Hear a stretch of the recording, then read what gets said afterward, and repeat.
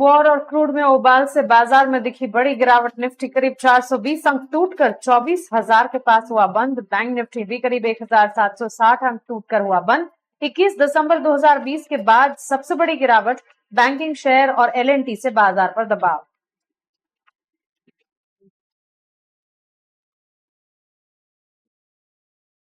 चौतरफा बिकवाली से बैंकिंग शेयर भी धड़ा। बैंक 2 से 3% तक फिसले। वहीं सरकारी बैंक में एसबीआई करीब 4% टूटा। महाराष्ट्र बैंक, जेएनके, पीएनबी और यूनियन बैंक भी 5 से 8% तक टूटे।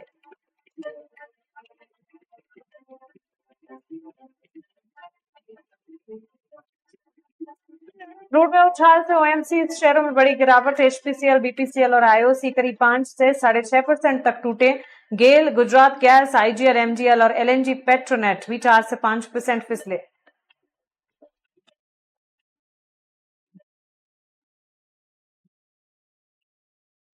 क्रूड में रिकॉर्ड उछाल से ऑटो शेयरों में लगातार दूसरे दिन लगा रिवर्स गियर। इंडेक्स 4% गिरकर हुआ बंद। मारुति, अशोक लेलैंड और एमएनएम 4 से 5% टूटे।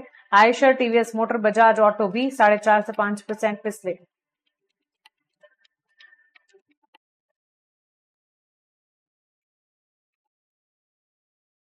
क्रूड में तेज उछाल से आज टायर शेयर की रफ्तार पर लगा ब्रेक। जेके टायर, सीआईएच, अपोलो टायर और एमआरएफ में 2 से 6% तक की गिरावट। एविएशन शेयर को भी लगा झटका। इंटरग्लोब 4% कमजोर।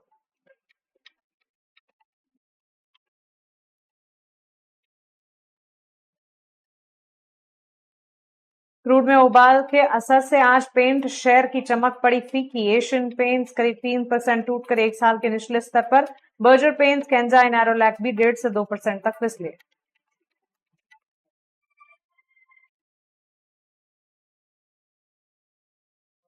गैस सप्लाई शॉर्टेज की मार से पीजी इलेक्ट्रोप्लास्ट 14% टूटकर हुआ बंद। एम्बर एंटरप्राइजेस में भी 7% की गिरावट।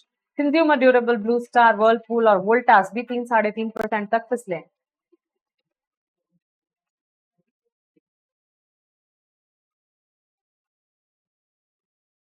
डिफेंस शेयरों में मुनाफा वसूली रही हावी। बीएल और बीडीएल 1 से 2.5% तक फिसलकर हुए बंद। शिप बिल्डिंग शेयरों में भी कमजोरी। एससीआई, जीआरएससी, मैसगांव और कोचिन शिपयार्ड 2 से 3.5% तक फिसले।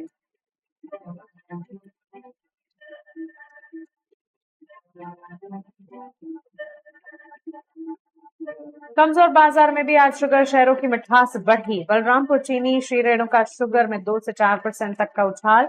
वहीं बजाज हिंद, धामपुर और डालमिया भारत शुगर में भी 2 से 5% की दिखी तेजी।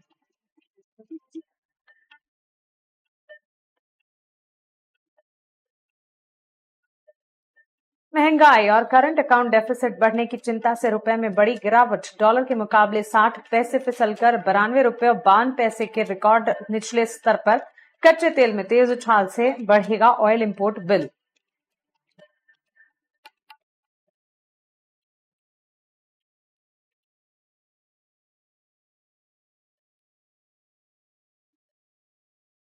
नमस्कार, कल की तैयारी में आपका स्वागत है। आपके साथ मैं हूं मानसी दवे और भारतीय बाजार में इस वक्त कोहराम मचा हुआ है। मिडिल ईस्ट में तनाव, वॉर सिचुएशन जारी, कच्चे तेल में उबाल और रुपए में गिरावट। इन तमाम संकेतों के बीच लगातार हम देख रहे हैं कमजोरी का रुझान और भारतीय बाजार में गिरावट और ज्यादा गहराती। अब क्या यह गिरावट थमती दिखेगी या नहीं? बाजार पर आपको रणनीति क्या बनानी है? अगले सेशन के लिए आपकी तैयारी क्या होनी चाहिए? ये सब कुछ यहां से आधे घंटे में आपके लिए पेश करेंगे। मैं हूं मानसी दवे और चलिए आपको बता देते हैं लास्ट ट्रेडिंग सेशन कैसा रहा। उसके बाद एक एक सारे एलिमेंट्स और एक्सपर्ट्स को भी जोड़ेंगे। बिकवाली ही बिकवाली हावी होती हुई नजर आई। हमने देखा गिरावट के साथ कामकाज देखने को मिला। ओवरऑल 24,000 के लेवल्स के नजदीक निफ्टी में क्लोजिंग हमने देखी। बैंक निफ्टी में हमने देखा ऑलमोस्ट दिन के दौरान 2,500 अंकों की बिकवाली भी नजर आई थी। टुवर्ड्स क्लोजिंग 1700-1800 अंकों की बिकवाली देखकर 21 दिसंबर 2020 के बाद की सबसे बड़ी गिरावट जो है बाजार ने झेली। बैंकिंग शेयरों में, एलएनटी में हमने देखा लार्जर प्लेयर्स जो थे वहां पर गिरावट थी, जिसके चलते बाजार का मूड माहौल जो है बिल्कुल कमजोर पड़ता दिखा। चौतरफा बिकवाली के बीच बैंकिंग शेयर भी धड़ाम होते हुए नजर आए। निजी बैंक क्षेत्र, सरकारी बैंक क्षेत्र, हर तरफ बिकवाली का दबाव जारी रहा। ओएमसीज और गैस की कीमतों की अगर बात करें, ओएमसीज या गैस स्टॉक्स की अगर बात करें, वहां पर भी गिरावट का रुझान। Auto, tyre, aviation, paint stocks, ये सारे स्टॉक्स जो है क्रूड रिलेटेड फैक्टर से जुड़े हुए होते हैं और कच्चे तेल में जितना उबाल आएगा इन सेक्टर्स पर नेगेटिव असर पड़ता है और वो कुछ होता हुआ भी नजर आया। डिफेंस सेक्टर में भी गिरावट थी, हर जगह गिरावट थी, वहां पर रुपए में भी हम देख रहे थे। एक तो महंगाई और करंट अकाउंट डिफिसिट जो है वो बढ़ने की चिंता महज से हम देख रहे थे, रुपए में बड़ी गिरावट का रुझान देखने को मिला। 60 पैसे फिसलकर डॉलर के मुकाबले करीब 92 रुपए और 52 पैसे के इर्द गिर्द रिकॉर्ड निचले स्तर पर रुपए में हमने क्लोजिंग देखी है। और इन सभी के साथ साथ शुगर शेयरों की मिठास बढ़ती हुई, तो वहां पर एक विपरीत एक्शन था। लेकिन यहां से आगे अब कल आपको क्या करना चाहिए, बाजार जब खुलेंगे तो आपकी तैयारी कैसी होनी चाहिए, सेंटिमेंट्स कैसे बन रहे हैं, एक्सपर्ट के लेंस से समझते हैं। हमारे साथ दो दिग्गज जुड़ गए हैं बाजार के। मेरे साथ नंदीश शाह हैं, AVP PCG research and advisory wealth, और लोकेश सेठिया भी है, founder SR wealth research and share market Gurukul. Gentleman, आप दोनों का ही स्वागत है 18 हाउस स्वदेश पर। अपना समय हमें देने के लिए आपका शुक्रिया। नंदीश, शुरुआत आपसे करना चाहूंगी, कैसे देख रहे हैं ओवरऑल मार्केट का टेक्सचर? फंडामेंटल नजरिया बेहद जरूरी हो जाता है इस वक्त, क्योंकि हर तरफ से हम देख रहे हैं ग्लोबल बाजार से जो अनिश्चितताएं हैं ओवरऑल इकोनॉमी को भी परेशान कर रही है और बाजार को तो इस वक्त डेंट पड़ा ही है बड़ा सा। हाँ, जब तक ये वॉर के जिस तरह से आ रहे हैं नंबर्स और जिस तरह से ये माहौल पूरा चल रहा है, ऐसा लग रहा है कि ये कम से कम जो हमने पहले सोचा था कि 1 वीक में पूरा खत्म हो जाएगा, वो अभी तक ऐसा लग नहीं रहा है कि ये इतना जल्दी खत्म होगा। It might get extended to say about next 15 days और नेक्स्ट 1 मंथ। तो जब तक ये वॉर का जिस तरह से एनवायरनमेंट बना रखा है, तो ऐसा लगता है कि बाजार पर प्रेशर कंटिन्यूअसली बना रहेगा।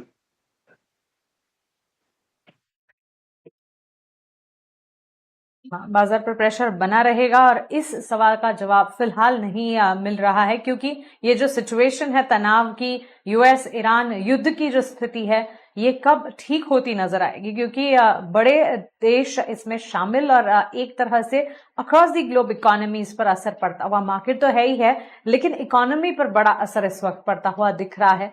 कच्चे तेल में ये उबाल जो है एक तरह से संकेत दे रहा है कि यहां से आगे महंगाई और बढ़ती हुई दिखेगी। रिलेटेड पार्टिसिपेंट्स सेक्टर्स में काफी बड़ी गिरावट हम देख चुके हैं। लोकेश, आपसे भी जानना चाहेंगे इस वक्त बाजार पे सेंटिमेंट्स आप कैसे देख रहे हैं और व्यूअर्स के लिए आने वाले सेशन पर तैयारी क्या करवाएंगे आप? मानसी जी, अगर आप ध्यान से देखें, मार्केट पिछले 5-7 दिनों से तो कंटिन्यूस टूट ही रहा है, मगर वर्ल्ड मार्केट के साथ अगर कंपेयर करेंगे तो हम थोड़ा सा कम टूट रहे हैं। जहां पर कोरिया अगर 15% टूटा 2 दिन पहले, तो हम 2% में रह गए थे।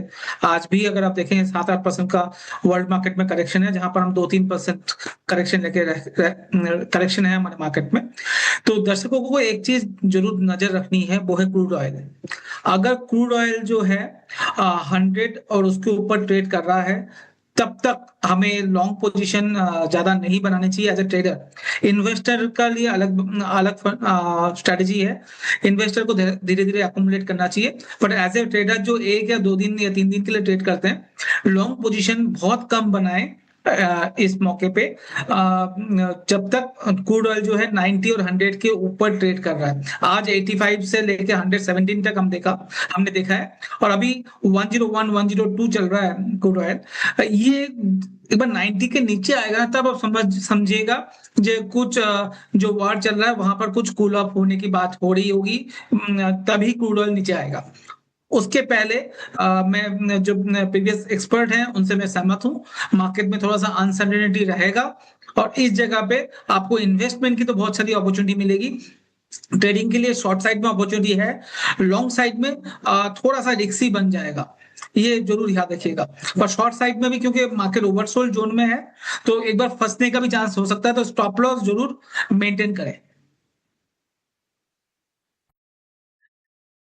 बिल्कुल बिल्कुल नहीं, आपकी राय बिल्कुल सही और रैशनल है कि दोनों तरफ से बाजार आपको ट्रैप कर सकता है। पिछले कई सेशन से हम टूट रहे हैं, तो हो सकता है कि ये खबरें जो हैं या एक तरह से कुछ हद तक राहत की खबर आ जाए और बाजार जो है वापस से टर्न ले ले और ये गिरावट का सिलसिला थम जाए। लेकिन अगर शॉर्ट आप करके चल रहे हैं, ऐसा भी हो सकता है कि वापस से आप फंसते हुए दिखें। मार्केट का टेक्सचर अगर वीक है तो फिर दोनों तरफ हम देख पा रहे हैं, क्योंकि इतने दिनों से बाजार टूट रहा है, शायद संभल जाए, और इतने दिनों से टूट रहा है और शायद कुछ सेशंस टूट जाए। पता तभी चलेगा जब ये वॉर सिचुएशन जो है वो संभलती हुई दिखेगी या कुछ वहां से राहत की खबर एटलीस्ट आ जाएगी। लेकिन इस बीच नंदीश, कुछ सेक्टर्स हैं जिस पर कन्विक्शन अब भी जारी है, जैसे डिफेंसिव्स के तौर पर फार्मा स्पेस अच्छा कर भी रहे हैं, और ज्यादातर आप जैसे एक्सपर्ट्स ही बता रहे हैं कि फार्मा सेक्टर को अब भी प्ले आउट किया जा सकता है। फार्मा की जब हम बात करते हैं तो एक बड़ा सब सेगमेंट भी एडअप हो जाता है। Pharma, health care, diagnostic, hospital, CRAM, CDMO, अब बड़ी हो चुकी है ये पूरी स्पेस। लेबोरेटरी, हॉस्पिटल, इन तमाम को ऐड करते हैं हम। कैसे देख रहे हैं इस पूरे स्पेस की चाल को आप? सो हमारा view on the pharma sector is such is positive. और अगर मैं इसके अंदर सब सेक्टर्स की बात करता हूं तो वहां पर हमको जो हॉस्पिटल स्पेस है और जो एक सीडीएमओ स्पेस है, वहां पर काफी सारी अच्छी अपॉर्चुनिटी दिख रही है। और अगर मैं हॉस्पिटल स्पेस की बात करता हूं तो वहां पर हमारा जो टॉप पिक है is Apollo hospitals and max health care. और अगर मैं मिड कैप हॉस्पिटल सेक्टर्स की बात करता हूं तो वहां पर हमारा बेस्ट पिक है ग्लोबल मेदांता हॉस्पिटल चेंज। और अगर मैं सीडीएमओ की बात करता हूं तो वहां पर हमारा सबसे बड़ा पिक है इस लॉरस लैब्स। ऑलराइट, तो चलिए पूरे फार्मा बास्केट पर एक प्रेफरेंस या नजरिया जो है हमें नंदीश बताते हुए। लोकेश, फार्मा पूरे बास्केट पर आपका टेक और कोई पर्टिकुलर स्क्रिप्ट आप जो फोकस रेडार पर रख रहे हैं? फार्मा अभी थोड़ा सा ठीक लग रहा है।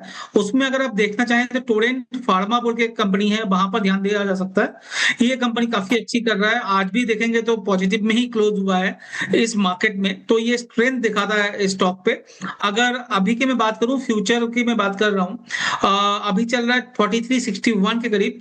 मुझे लगता है 44, 40, 45, 4500 तक ये स्टॉक जा सकता है। और नीचे की तरफ आपका जो स्टॉप लॉस होना चाहिए 4315 रुपीज का होना चाहिए।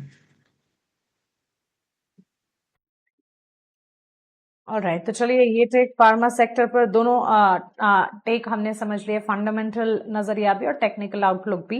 अब सवाल जवाब का सिलसिला शुरू करते हैं। सवाल पूछने का तरीका आप जानते हैं, आपके टीवी स्क्रीन पर हमारे सोशल मीडिया हैंडल लगातार फ्लैश होंगे, हमें संपर्क कीजिए। मैं पूरी कोशिश करूंगी इस बुलेटिन में बाजार से जुड़े आपके सवालों को शामिल कर पाऊं। नंदीश जी, एक सवाल है नीरज का कोल इंडिया पर। उन्होंने शेयर्स खरीदे हैं 251 अपने एंट्री लेवल बता रहे हैं। सवाल यही है, यहां से आगे कोल इंडिया में क्या स्तर नजर आते हैं? ऑफ कोर्स आप एक टेक देंगे फंडामेंटली, लेकिन 438 के लेवल पर ये स्टॉक कामकाज करता हुआ क्या लगता है आपको यहां से आगे कोल इंडिया का भविष्य? क्योंकि हम देख रहे हैं पिछले दिनों जब बाजार में गिरावट थी, लार्जर प्लेयर्स में भी कोल इंडिया जैसे स्टॉक्स थे जो कि बाजार को संभालने का काम कर रहे थे।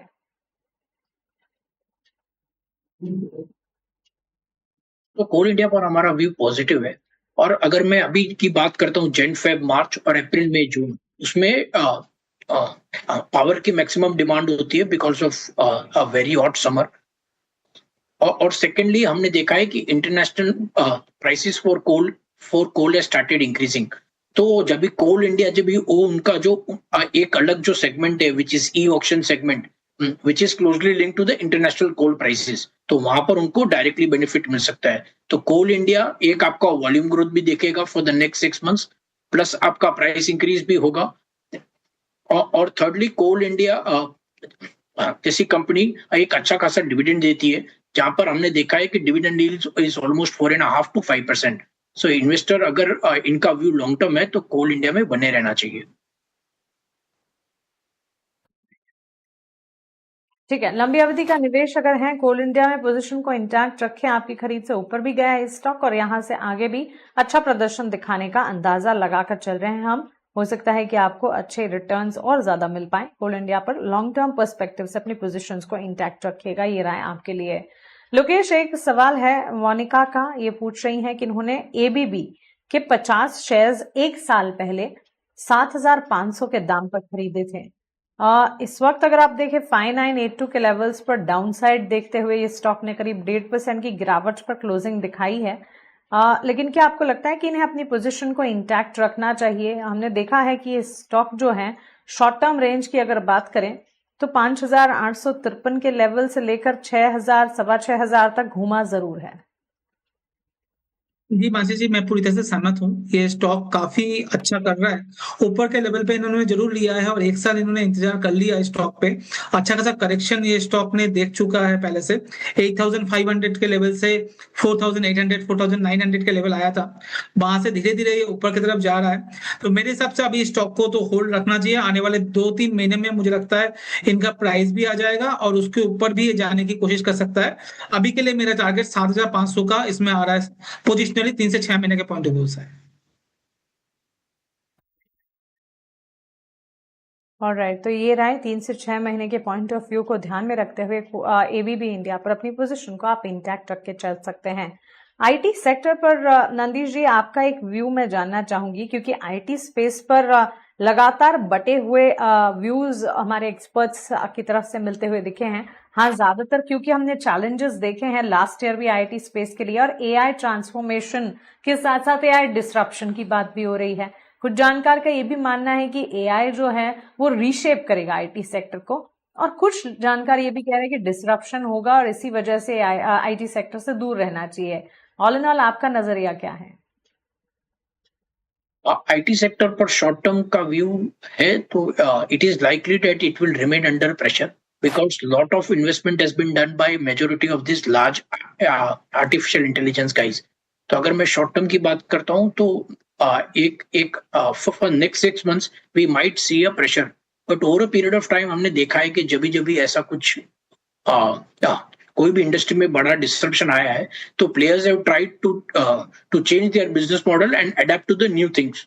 सो यहाँ पर भी ऐसा हो सकता है कि IT services might adopt with a new business model, and over a period of time we will see a much higher growth rate for Indian IT services company. So let us see how these players give their review post their Q4 numbers.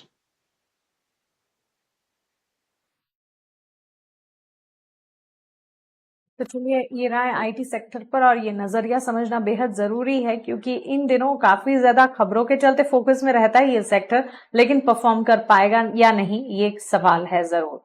चलिए आगे बढ़ेंगे, रुक करेंगे हमारे अगले segment value investment pick का।